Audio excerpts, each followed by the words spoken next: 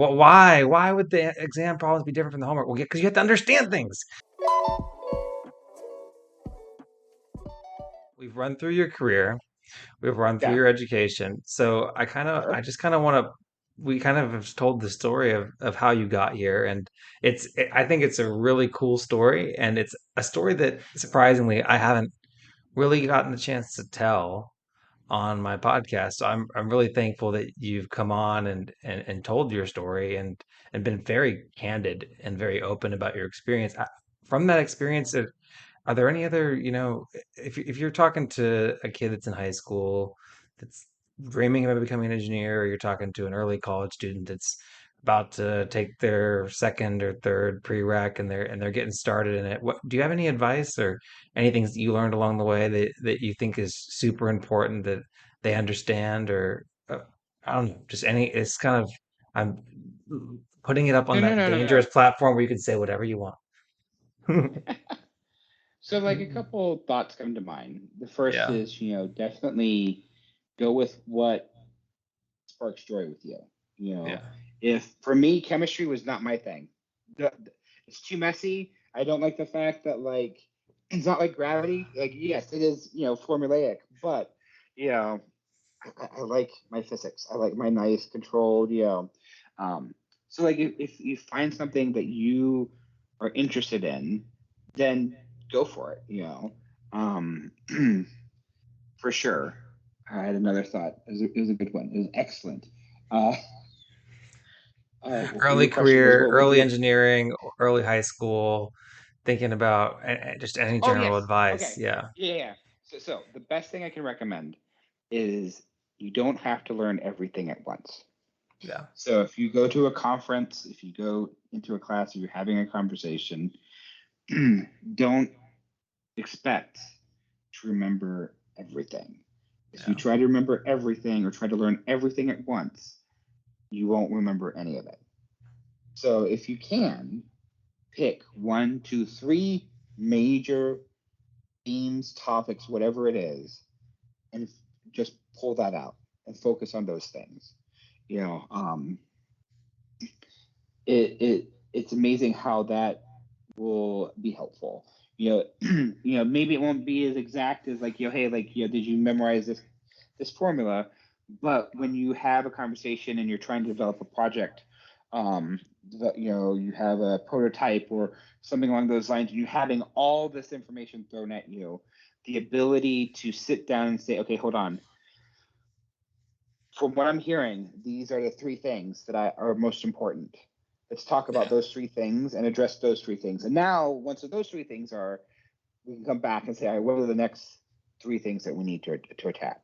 Um, because there have been so many meetings that I've been in so many meetings where so much is going on that nothing is happening, or we just Yeah. stall because everybody is just, there's too much information, there's choice paralysis, we're trying to change too many things at once.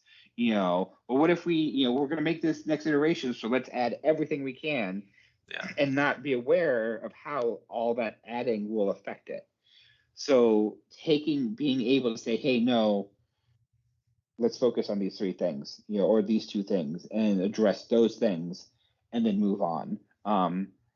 And like I said, for for the most part, like, engineering classes teach you how to think, and they put the world into a framework. And sometimes you need to know those formulas, but sometimes you just need to know the concepts. So focusing on those big overarching concepts Yeah. and then applying those thoughts to the problems at hand will be extremely helpful. Yeah, I think it's applicable to school. I think that's the way you should study is studying for looking for the big concepts. And so what do I need to know here to be able to solve problems? And I think it's completely applicable in the business world. And I think that's the essence of really being an engineer, really is being able to look at a situation, identify what the problems are, the major critical things are that need to be solved, and then being able to guide the team through the process of solving that problem. And I think that engineering school, when you have to study for exams that are not the same as the homework, which at first you're like, Yeah. oh, why would the exam problems be different from the homework? Well, because you have to understand things. You have to understand things. But from that to being in a business setting when you have a team of engineers that are scrambling and they're like, oh, well, this is going wrong, this is going wrong, this is going wrong. Okay, break it down. What's the Right. fundamental issue? I think that is sage advice, and I think it's so applicable from high school to college and all the way through. And I, I really appreciate the way you broke it down that way. Oh, my pleasure. And seriously, thank you so much for hopping on and giving up an hour and yeah, an hour and a half now. Oh my gosh, we've been on for a while. An hour and a half of your evening and hopping onto the podcast. It's been an absolute pleasure on my end, and I'm Yeah. really grateful that you've done it. I'll give you one last platform. Anything else you have to say, or anything else you want to share? uh, um, what else do I have to say? I know I'm going way open ended here, but you just have Oh, so many you good are like, thoughts.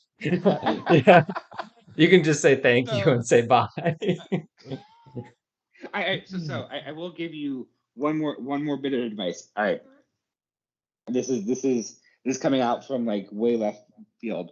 Um, so if you're an engineer and you have in the engineering world, you interact with a lot of people. You interact with other engineers.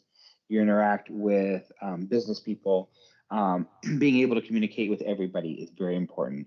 But I do want to say that one group of people that is often overlooked or undervalued are technicians. Yeah. And there's a big difference. Like there are things that like I have mad respect for technicians because there's stuff that they can do that I cannot do or would not want to do, and I am just impressed that they can. Um, and I have worked with engineers that talk down to technicians, who think down, that just snub technicians. And I think that if you're a good engineer, a decent human being, like you would not do that. So my last bit of sage advice here is treat everybody kindly, but definitely treat your technicians well, because at the end of the day, if you're working with technicians, they have your back. And why would you be rude to somebody that is bolstering you up? Yeah. That's great advice. Well, thank you, Tyler. I really appreciate your time on the podcast. This has been an absolute blast. Thank you so much for watching this segment of the Engineering Success Podcast. If you liked it, make sure to check out the other videos down below that are recommended to you. And if you really like the podcast, make sure to subscribe right down there in the middle. We really appreciate it. It's free to you and helps us a lot out. And last but not least, the best way to help the show grow is to comment down below. So leave your comment if you have any thoughts about this segment. Thanks. Chasing payments, still playing in the basement while I'm working on arrangements. They heard the kid in 50 countries, thank God that's amazing. But I'd rather thank Spotify, they put me on the station.